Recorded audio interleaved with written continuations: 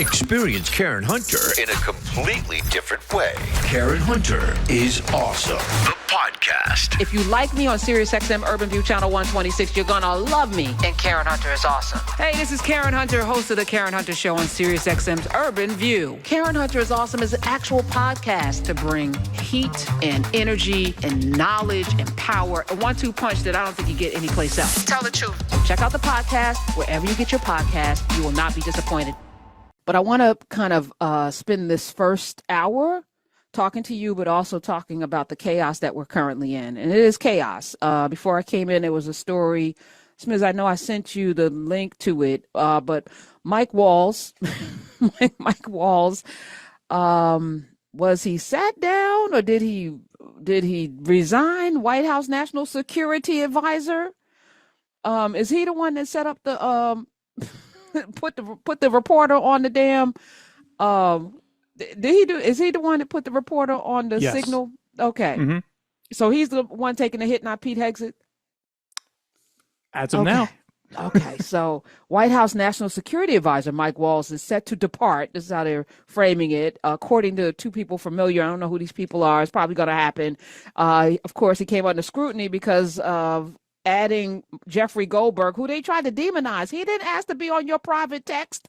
Y'all put him on this signal against his will and then lied on him. And then when he had to provide the receipts, y'all were magically quiet. Like he got screenshots and everything. So who's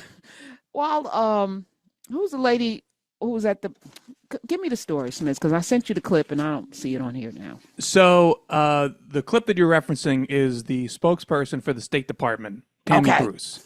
What's her name? Tammy Bruce. Okay, so she's holding a press conference about something else? So she's holding the press conference, probably talking about Mike Waltz stepping aside. Come to find out that Mike Waltz has been tapped now as the UN ambassador. Oh, wait. With Marco Rubio stepping in as an acting national security advisor. What the So the man that added the journalist to the signal group to divulge secrets of war is stepping down, but then stepping up into another position in the Trump administration? Okay. Mm-hmm. And now Marco Rubio, who is our Secretary of State, is adding another job? Or is this is he leaving that? No, he's just going to be acting national security advisor, I guess, until they appoint someone. Right. And the reason why I'm purposefully, thank you, Smith, not delving into the details because they don't matter in this case. And here's why they don't matter. The whole goal of this administration is pure and utter chaos and destruction. Kill, steal, and destroy is the edict of the Trump administration. They do not care to govern. Somebody asked me a very poignant question.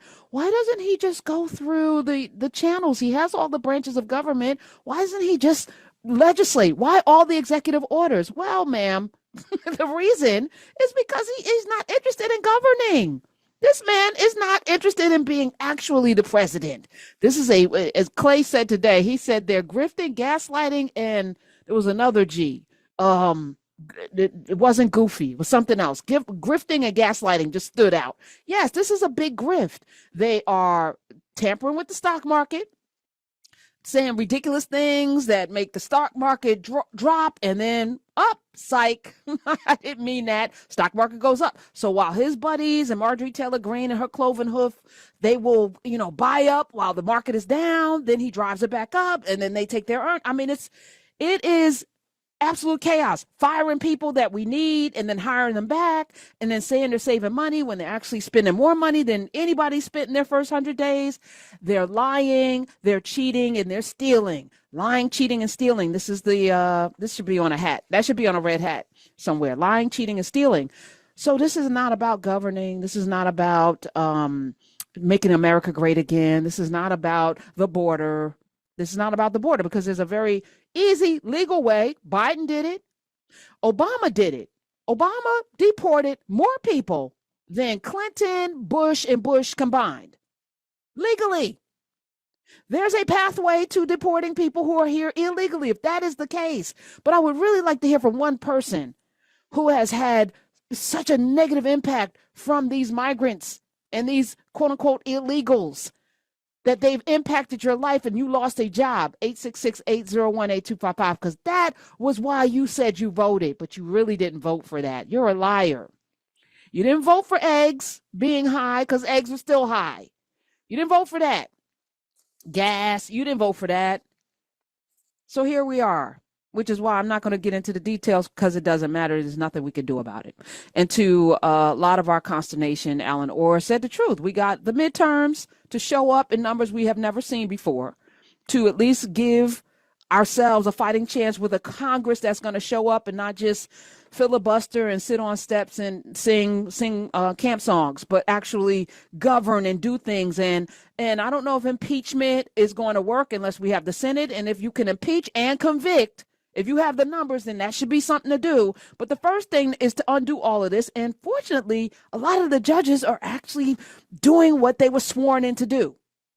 So you have a Trump-appointed judge. Yesterday, we talked about the judge that made them release the Columbia college student Palestinian who they had detained for 2 weeks of his life, hemmed up.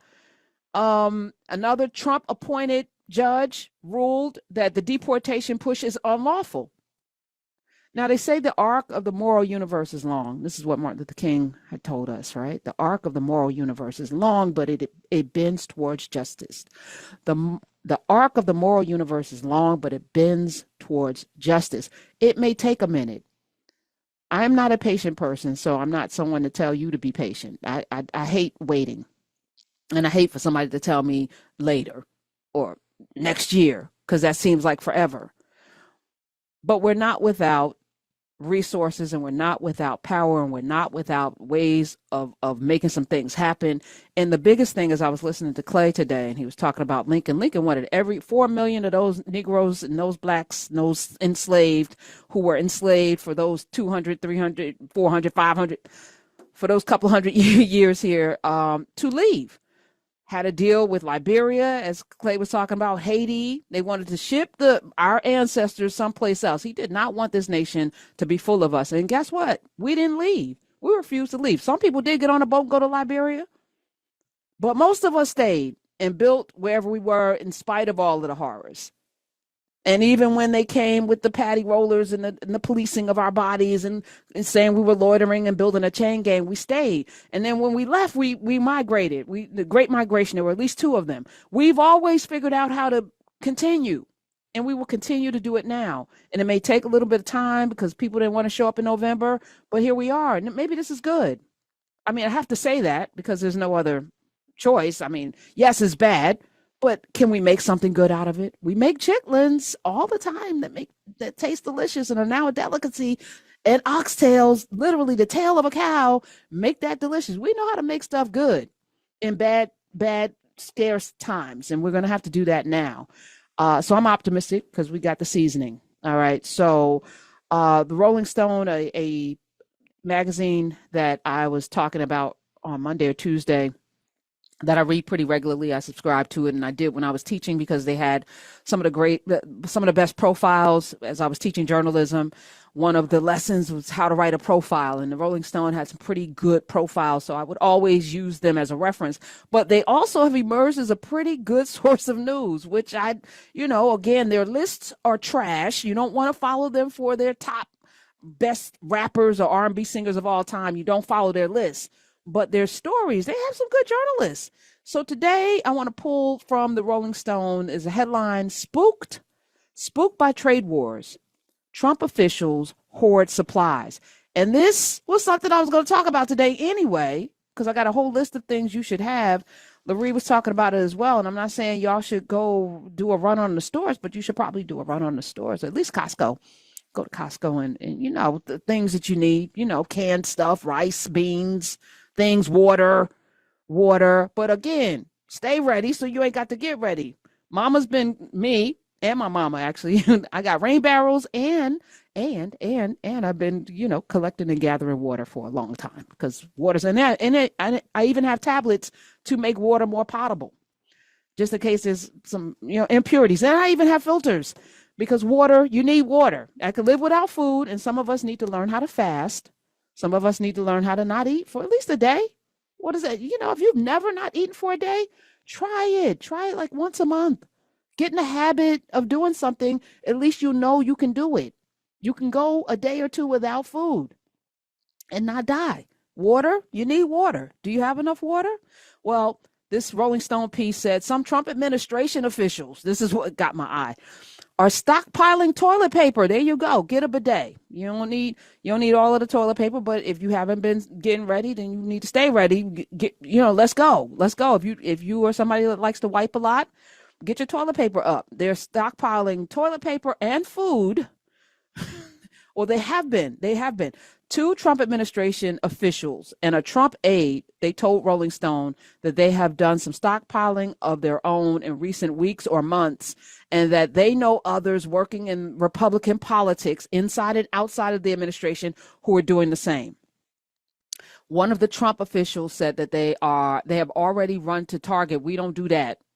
I'm gonna cross out Target and put in Costco, but that's where they go. They go to Target because they're okay with the lack of DEI, but we go to Costco to bulk buy toilet paper, some types of food, and other household supplies. When asked why they're doing this, the Trump aide, who says they and their partner have done similar household hoarding lately and are also, quote, stashing cash reserves in their D.C. area home. Maybe they shouldn't say that out loud because people could easily find out where they live, and then now they know you got a bunch of cash in your house. But I'm gonna say less about that. But some of y'all should have cash too, and maybe carry it in your bra the way your grandmama used to, because it's safe there. Anyway, she said because it would be stupid not to. The aide added that they still believe in Trump's tariffs. They just lied to your face. Chick, why are you doing this if you believe in the tariffs? If you think they're a good idea? Why are you and your husband stockpiling stuff and cash and everything in your home if you think this is good? You're a liar. You're a liar. But she said we're going to have short-term pain in exchange for long-term prosperity.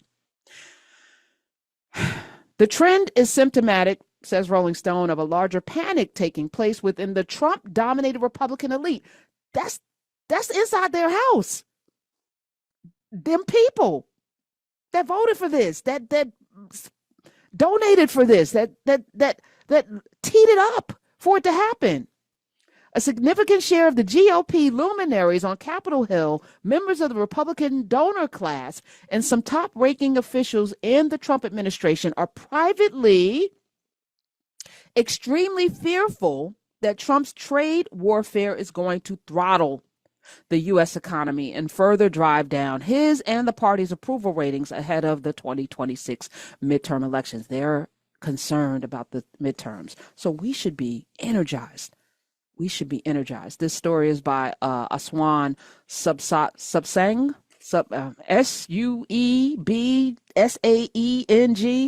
I might need to learn how to pronounce that name, but it won't be within the next 5 minutes. So there's that. 866-801-8255. And as I was mentioning earlier, a Trump-appointed judge has said that the deportations are illegal. Federal judge in Texas, of all states, has ruled that the Trump administration's invocation of the Alien Enemies Act, which Reese and Clay were talking about today, in order to deport undocumented migrants without due process, is unlawful because the act is predicated on an organized armed act of war or other violent actions against the United States, none of which are currently happening. Now, I know they've been trying to make it happen, but they have not been successful. On today, District Court Judge Fernando Rodriguez Jr. found that an invasion or predatory incursion, as stated in the Alien Enemies Act, must involve all of what I just mentioned. He said the president cannot summarily declare that a foreign nation or government has threatened or perpetrated an invasion or predatory incursion of the United States, followed by the identification of the alien enemies subject to detention or removal. Hernandez wrote, he said, the court concludes that a presidential declaration invoking the AEA must include sufficient factual statements or refer to other pronouncements that enable a court to determine whether the alleged conduct satisfies the conditions that support the invocation of the statute. In other words, this is some BS. And this is somebody that Trump appointed to the court who has a backbone. We are in some wild times. Experience Karen Hunter in a completely different way. Karen Hunter is awesome. The podcast. If you like me on SiriusXM Urban View Channel 126, you're gonna love me. And Karen Hunter is awesome. Hey, this is Karen Hunter, host of the Karen Hunter Show on SiriusXM's Urban View. Karen Hunter is awesome is an actual podcast to bring heat and energy and knowledge and power. A 1-2 punch that I don't think you get anyplace else. Tell the truth. So check out the podcast wherever you get your podcast. You will not be disappointed.